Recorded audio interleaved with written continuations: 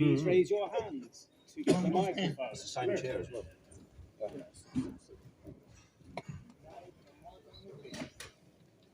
Rich here, Chris with Boxing with Chris.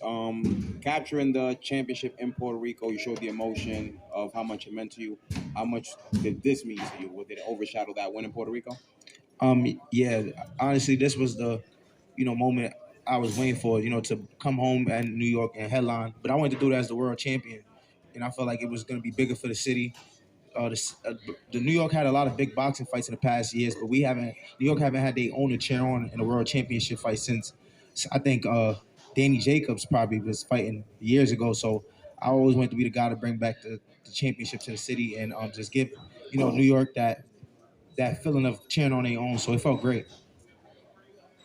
Richardson, back here. You had the win. It's ironic because I had asked you back in Puerto Rico about your debut in Brooklyn.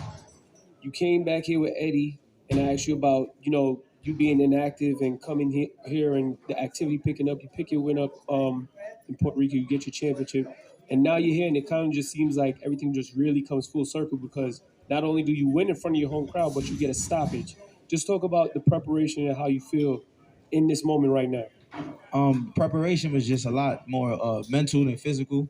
Just, like I've been saying, I haven't got comfortable with the big fights, the anticipation, seeing my opponents, hearing what the media got to say, just that whole feeling is a different feeling. Just, you come fight week the day before the weigh-in or something, you see your opponent in weigh-ins and you go fight. So just getting used to that psychologically and knowing like, oh yeah, like I know what I'm gonna do to this guy and just believing that I got another gear. And today I've reached that other gear where it's like, I'm gonna take him out and I set it the whole build up to the fight. And I just didn't want to go out there and just box.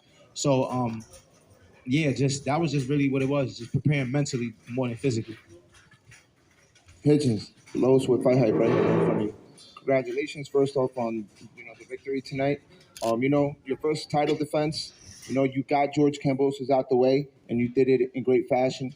When I interviewed you at Gleason's, you told me that you wanted to leave him a bloody mess. Now, you might have not let him a bloody mess, but you were able to get him out of there. How real is the Devin Haney fight now? He's saying move up to 147. So right now I got a lot of opportunities right now, as far as being able to go up to 147 and hopefully he'll, give me the opportunity because he's still the guy. And obviously at 140.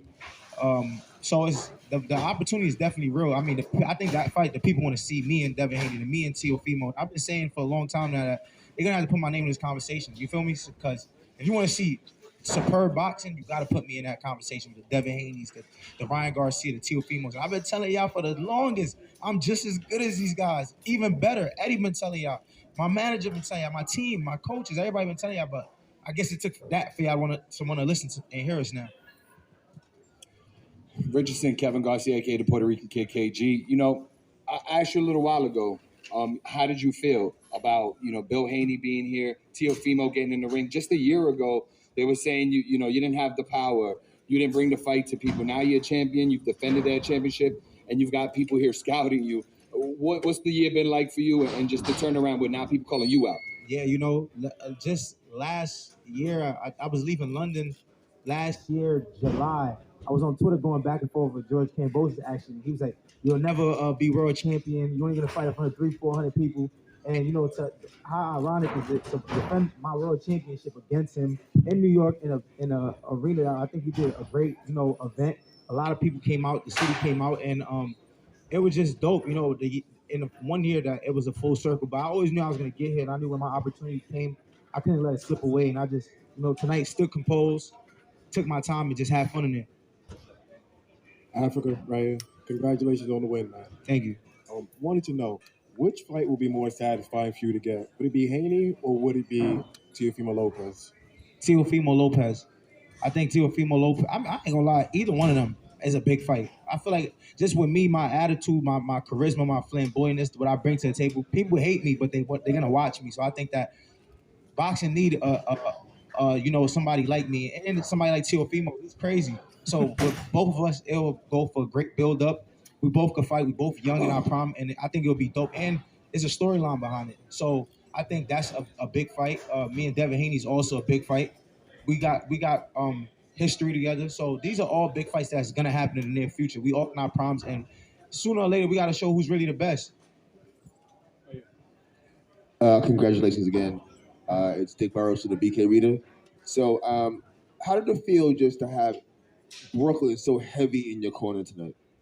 I knew once I bring the championship back home, like New York was gonna, show up. We had all type of people. I was looking at the crowd like, damn, I didn't even know like it was gonna be like this. It was like the people that I didn't know would show up showed up. It was last minute too. Everybody was, saying today I'm getting my ticket. What's going on? It was so many different type of people in the crowd, and it was dope to see that. And I think after today, next time we come back to New York with a better name, it'll be even a bigger event. So I'm climbing slowly but surely, and I'm just grateful and thankful for this. Yeah.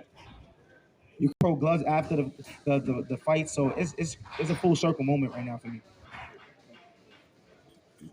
Hey, Richardson, congratulations on excellent win. Jay with Sportbox TV official.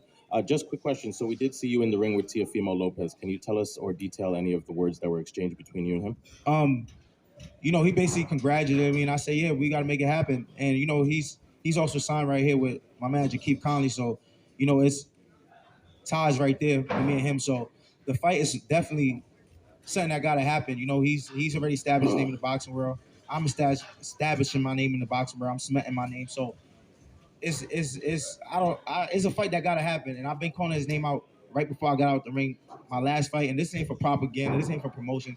I do believe I'm the best, and I'm ready to compete against anybody in the sport.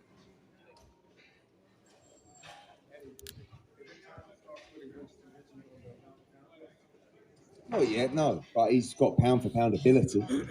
I think that's for sure. I think Kambosos was the perfect opponent tonight at the perfect venue. When we talked about it, it was a big investment to make because George, rightfully so, is not a cheap opponent.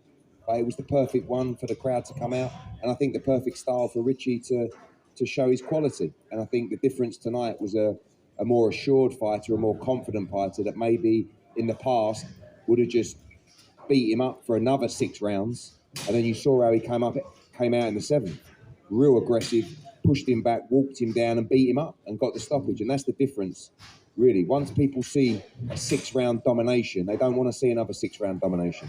They want him out of there, and that's what I think Richie's learned, and that's what he did tonight in style. Africa. All right, so Malik Hawkins, John Bowser, Gustavo Limos, Liam Paro, now George Kambosos. Every so-called step up, you make it look like a step back. I know I say that to you all the time. Everybody wanted to see the final level of Richardson Hitchins. Is this the beginning, or like what can we look forward to? This is definitely the beginning. Every day I'm perfecting my craft mentally. Every day I'm watching, I'm paying attention to details. I'm watching, I'm seeing what's going on.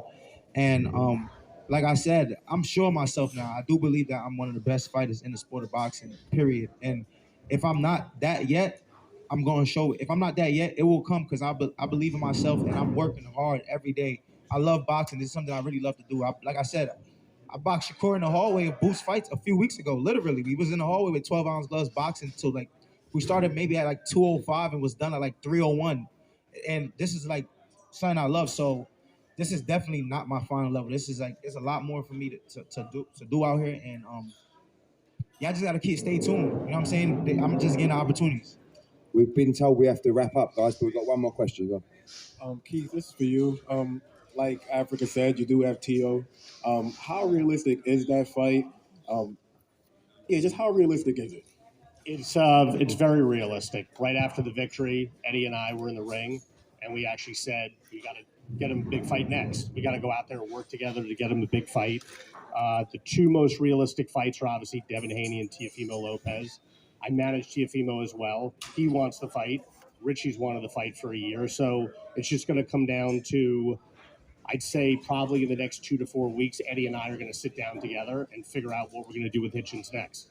I know Teofimo wants it, so my guess is that would be the fight that likely happens. It's not a fight I want it to really happen because I manage both guys, but I'm not going to hold them back from each other. But again, it's a collective effort. It's myself, It's Hitchins and it's Eddie and obviously the rest of the team. But Eddie and I will sit down in the next couple of weeks and figure out what direction we want to take with Richie. Yeah, and like I said, I just want to thank Keith Conley, Eddie Hearn for giving me the opportunity to get here, and they changed my life in 2 years, just like that. All I need was an opportunity, and they did their job, and I'm doing my job, and I'm looking forward to a great future with obviously Eddie Hearn, Keith Conley, and hopefully we keep doing great things. And yeah. Thanks for all your